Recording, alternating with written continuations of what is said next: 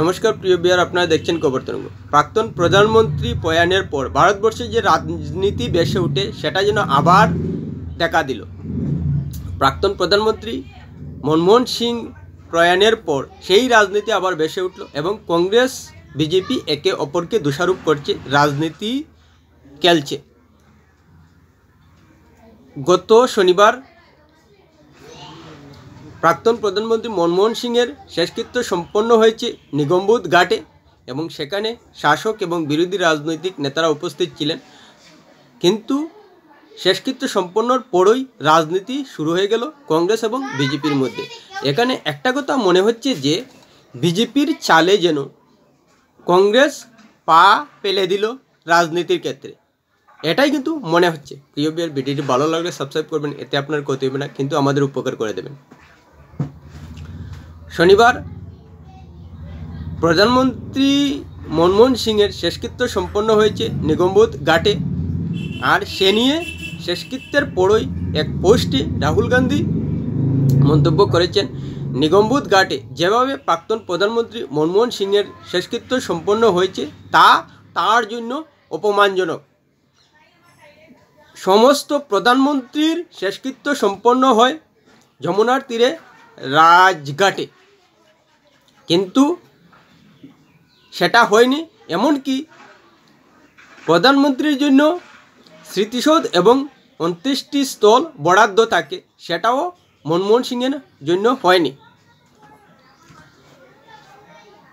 এ নিয়ে পাল্টা দিয়েছেন বিজেপির সভাপতি জেপি নাড্ডা। তিনি বলেছেন যে রাহুল গান্ধী নোংরা রাজনীতি করবেন না। প্রধানমন্ত্রী মনমোহন সিং একজন বিদ্বান ব্যক্তি ছিলেন এবং একজন পণ্ডিত ব্যক্তি ছিলেন এবং যোগ্যতম ব্যক্তি ছিলেন, কিন্তু তাকে প্রধানমন্ত্রী বসিয়ে সুপার পিএম হয়েছিলেন সোনিয়া গান্ধী। এতেই কিন্তু মনমোহন সিংয়ের অপমান হয়েছিল, সেটা ভুলবেন না। এমনকি প্রধানমন্ত্রীর হিসেবে নরসিমহা রাও ছিলেন, কিন্তু তার প্রয়াণের পর যথাযোগ্য সম্মান দেয়নি কংগ্রেস, সেই প্রসঙ্গ উঠে এসেছে। যার কারণে প্রয়াত নরসিমহা রাওয়ের ভাই মনোহর রাও এ নিয়ে কংগ্রেসকে অভিযোগ করছেন যে বলা হয়েছে নরসিমহা রাওকে কিন্তু যমুনার তীরে রাজঘাটের আশেপাশে স্মৃতিসৌধ বা অন্ত্যেষ্টিস্থলে তার শেষকৃত্য সম্পন্ন হয়নি, হায়দ্রাবাদে করতে হয়েছে। এমনকি কংগ্রেসের সদর কার্যালয়ে পর্যন্ত প্রাক্তন প্রধানমন্ত্রী নরসিমহা রাওয়ের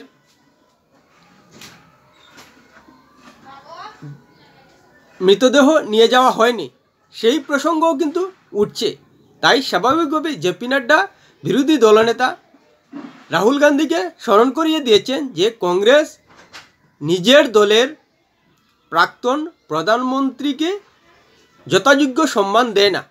এজন্য তিনি এও স্মরণ করিয়ে দিয়েছেন যে দেশে 600 সংস্থা এবং সরকারি প্রকল্পে গান্ধী এবং নেহেরু পরিবারের সদস্যদের স্মৃতিচিহ্ন রয়েছে, কিন্তু গান্ধী নেহেরু পরিবারের বাইরে কাউকে সেই রকম সম্মান দেওয়া হয়নি। সেই কথাও কংগ্রেসকে মনে করিয়ে দিয়েছেন বা রাহুল গান্ধীকে স্মরণ করিয়ে দিয়েছেন জেপি নাড্ডা। এটা কিন্তু একেবারে সত্যি কথা। বিজেপি মনমোহন সিংয়ের প্রয়াতের পর কিন্তু চুপই ছিল। এমনকি বিজেপি যে চাল দিচ্ছিল সেটাও বোঝা যাচ্ছিল মনমোহন সিংয়ের প্রয়াণের পর চুপ থেকে। কেননা সমাধিস্থল তৈরি হবে কি হবে না সে নিয়ে প্রথম থেকে বিজেপি কোনো ধরনের সক্রিয়তা দেখায়নি, কিন্তু চাপে পড়ে অমিত শাহের স্বরাষ্ট্রমন্ত্রক সমাধিস্থল তৈরির প্রতিশ্রুতি দিয়েছে। অর্থাৎ কংগ্রেস সরব হওয়ার পর বিজেপি সমাধিস্থল করার প্রতিশ্রুতি দিয়েছে। মনে হচ্ছে যে বিজেপি এজন্যই নীরব ছিল যাতে কংগ্রেস প্রাক্তন প্রধানমন্ত্রী মনমোহন সিংকে নিয়ে রাজনীতিটা শুরু করে। হয়তো এজন্যই বিজেপির এমন কর্মকাণ্ডে মনে হচ্ছে প্রণব মুখার্জি এবং নরসিমহা রাওয়ের কথা। হয়তো কংগ্রেসের বিরোধী দল বিজেপি রাজনীতির হিসেবটা ভালো করেই জানে, যার কারণেই প্রণব মুখার্জি এবং নরসিংহ রাওকে ভারতরত্ন উপাধি দিয়েছে।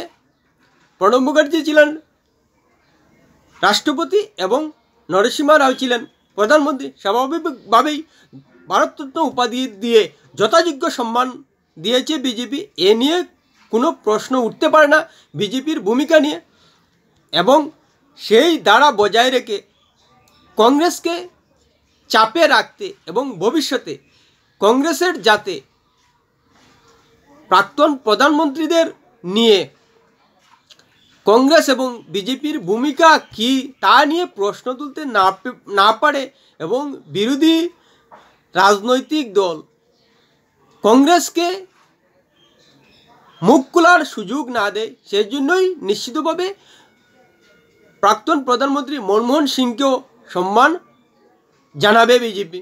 এটা অন্ততপক্ষে বিজেপির রাজনৈতিক ধারাবাহিক কার্যকলাপে মনে হচ্ছে। কিন্তু বিজেপির নীরবতা এবং নিষ্ক্রিয় থাকার পর রাহুল গান্ধী মুখ খুলতে বাধ্য হয়েছেন। তিনি ধৈর্য রাখতে পারলেন না যে বিজেপি কী করছে, কোন চাল দিচ্ছে। স্বাভাবিকভাবেই মনমোহন সিংয়ের শেষকৃত্যের পরই তিনি রাজনৈতিক পোস্ট করে বিজেপিকে দোষারোপ করেছে। কিন্তু বিজেপি কংগ্রেসের নরসিংহ রাওকে নিয়ে যে অসম্মানজনক ভূমিকা রেখেছিল এবং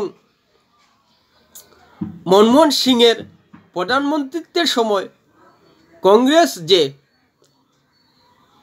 অসম্মানজনক ভূমিকা নিয়েছিল, এমনকি রাহুল গান্ধী পর্যন্ত অধ্যাদেশ চিরে ফেলে দিয়ে যে অসম্মানজনক ভূমিকা দেখিয়েছিলেন, সেসবও কিন্তু উঠে আসছে। তাই এবার আপনারাই বুঝে নিন প্রিয় বিহার, যে বর্তমান পরিস্থিতিতেও দাঁড়িয়ে কে কোন জায়গায় অবস্থান করছে কংগ্রেস এবং বিজেপির মধ্যে। আমার তো মনে হচ্ছে যে বিজেপি ফাঁদ ফেলে রাহুল গান্ধীকে মন্তব্য করতে বাধ্য করেছে। প্রিয় বিহার, ভিডিওটি ভালো লাগলে লাইক শেয়ার কমেন্ট করবে।